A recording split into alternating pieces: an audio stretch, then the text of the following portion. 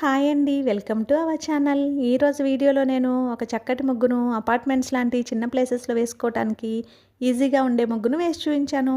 చాలా బావుంటుంది ఈ ముగ్గు. వీడియో చివరి వరకు చూసి మీకు కనుక నచ్చినట్లయితే మీరు కూడా మీ వాకిట్లో వేసి ట్రై చేయండి ఈ ముగ్గుని. ఈ ముగ్గు కనుక మీకు నచ్చినట్లయితే వీడియోని లైక్ చేయడం మర్చిపోకండి.